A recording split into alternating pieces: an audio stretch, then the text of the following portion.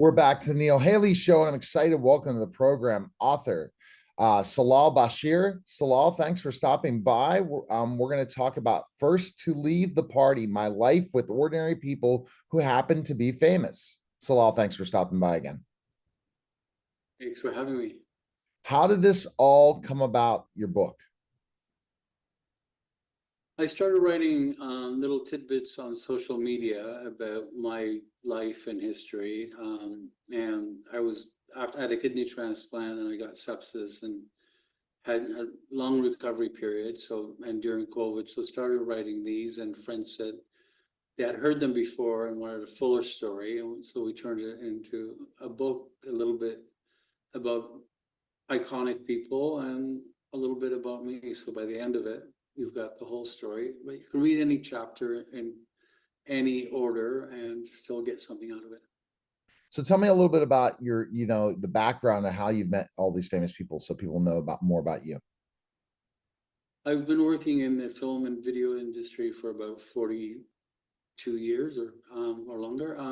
It started in the home video industry in the old days when the video cassette was just coming out, and a lot of older stars had their movies were forgotten and they were coming on video or they were being paid tribute. And so we'd meet like Gregory Peck when To Kill a Mockingbird in 1987 had its anniversary.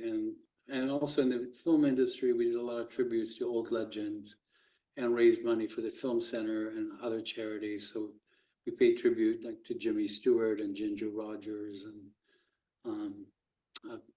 and over the years became friends with some of them. And the book doesn't concentrate so much on their celebrity, but what they did with it and how they gave back and to the community, and legends who, like Elizabeth Taylor, who founded an AIDS foundation, incredible effect, or others similar to that. Absolutely. Now, if you're thinking about specifically enough, how did you build those friendships with those celebrities once you first met them? It's basically treating them like they're just ordinary people, right? That's the way you build those relationships. Yeah, I mean, there's a story about Ella Fitzgerald, and she had performed in Lebanon, and when I met her, she asked, "Are you Lebanese?" from my name, and I said yes, and she said, "Where can I get good kibbe," which is a Lebanese or Middle Eastern dish. And like any good son would say, "My mom's, like, what restaurant?" And so I started bringing her Lebanese food when she was performing in Toronto, and got to know her. And one of those things, if you're ever in LA, look me up or come and see me. And friendship developed there, and we both are diabetic, and it just was like seeing an old friend that you meet somewhere, and you drop in, and none of the pretense, no fawning, nothing. It's just me and Ella Fitzgerald in the backyard. She's making me dinner. So at the time for me, I didn't think much of it. I didn't think anything like that would be funny. Is that? Are you there? Hello? I'm here, yeah. Okay, yeah, no, I missed that last point. So, yeah, I mean, absolutely, you just didn't know where it would go, and then the relationship started, and then so the book really talks about those encounters and then the great things that they did. A lot of times people don't know a lot of the celebrities' background of what they did behind the scenes, right? Yeah, I mean, it's just like encounters that you would have with any friend per se, right? It's not anything, you're not fawning over them. You're not, people had more time. Some of them were almost forgotten for what they have done or what they had stood for, and today like my nieces and nephews or younger people who say, "Oh, I had to Google who Paul Newman was." Wow. But they're legends and icons of any time, and some of the greatest in their field. When you compile how long did it take you to write the book? I wrote the book with Jamie Bernard, who used to be the film critic for the New York Post and New York Daily News, and I'd known her for about 40 years as well. And so a lot of the encounters came together we had similar encounters at the same areas, and she knew about my friendships with quite a few people. So it took about a year and a half, during COVID, and I'm immune suppressed. And we started as little tidbits and as chapters, and thought we'd meld it together, but it read so well as it was, and we had to stop after we got to 365 pages or something. But yeah. What were the most surprising moments of writing the book that after you kind of thought back and went back and started writing? What do you think it was? At the beginning, I didn't want to do entries that were just out of Wikipedia or something, and I didn't want to get salacious about certain things, or our magazines never covered gossip. We don't care who you sleep with. We don't care what you wear.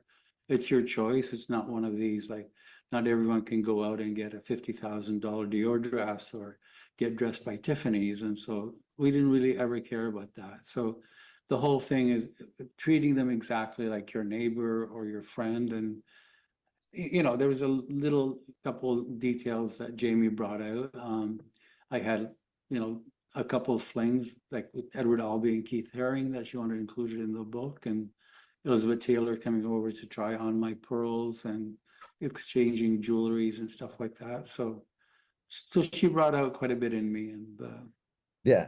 And I think that's you're one of right the. about when you're with celebrities or anybody who's celebrated in some way, if you really respect them as people and not fawn over them, they really respect you in a lot of ways. Yeah, I mean, they're on all the time. They're doing a job. They're performing.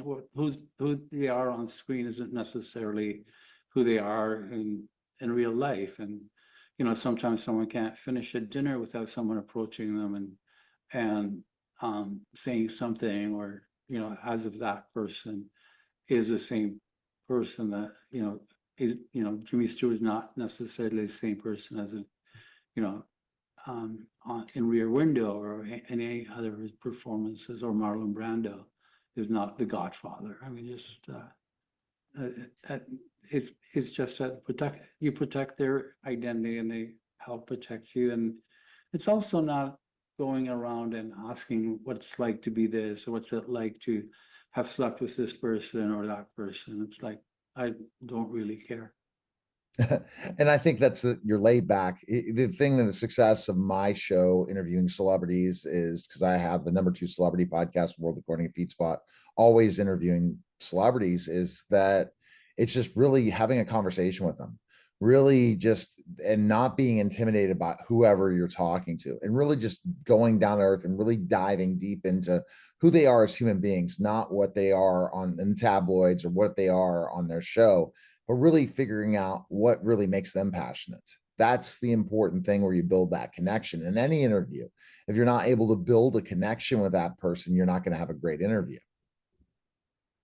Yeah, I mean, as you know very well, I mean, we're both doing a job, right? And I think the great ones will ask you about their life as much as you ask about theirs. And so they'll ask you, how it was like being an immigrant coming to Canada from Lebanon. How did you learn English? How did you do those things? And there's so many inquiring, like, they're inquisitive, they're learning a part, and in some cases they're learning the same part of being a friend to a new person, or treating them equally. And again, the great ones will not say, well, I am so and so and you're not, right? So that, but you see that every day, like, the humanitarian aspect, the oh, that was some role that I had to play. I mean, there was a time somebody asked Michael Caine, why'd you do that movie? And he said, well, darling, I have a mortgage just like yours. I have to pay for it. And so I'll fly down to Rio and do a movie. Yeah. They paid me the right amount.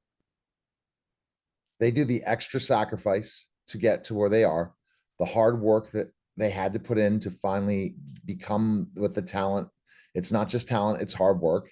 It's so many different aspects, and they remember where they came from, most of them.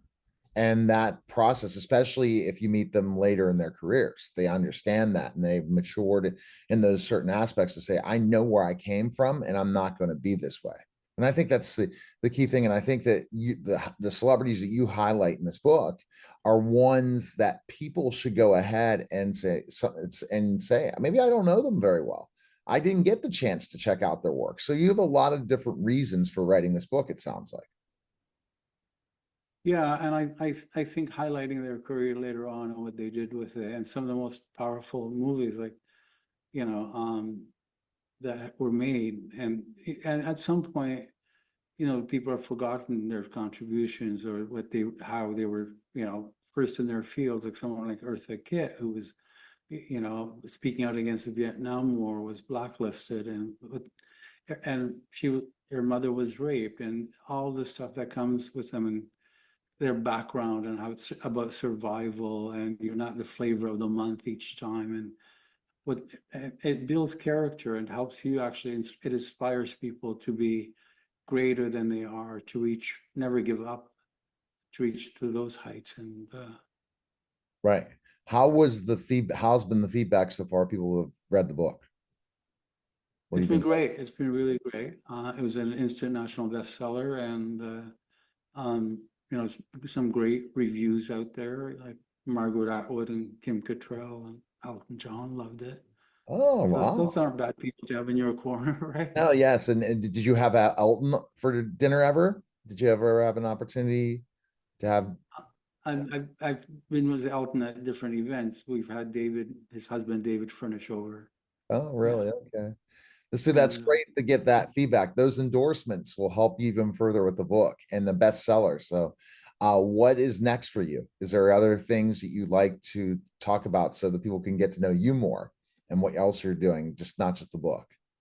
Anything else going on? I'm still doing a lot of fundraising.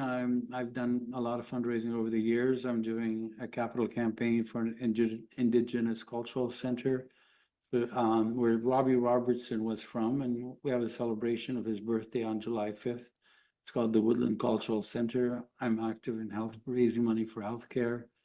And right now, there'll be a documentary from the book as well, a little bit about me coming up. And so, When is that? not So, a are you? When do you think that documentary will be coming out?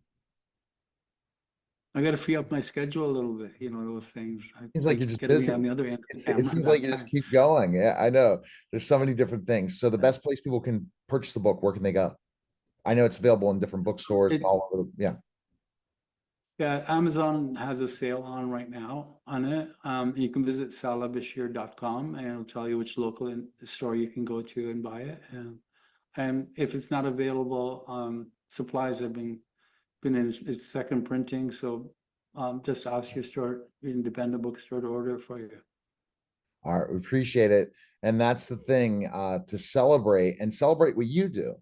Thank you for your service and fundraising and doing so many great works to help others. So appreciate you coming by and telling your story. Thank you very much. You're welcome. You're listening and All watching the right. Neil Haley Show. We'll be back in just a moment.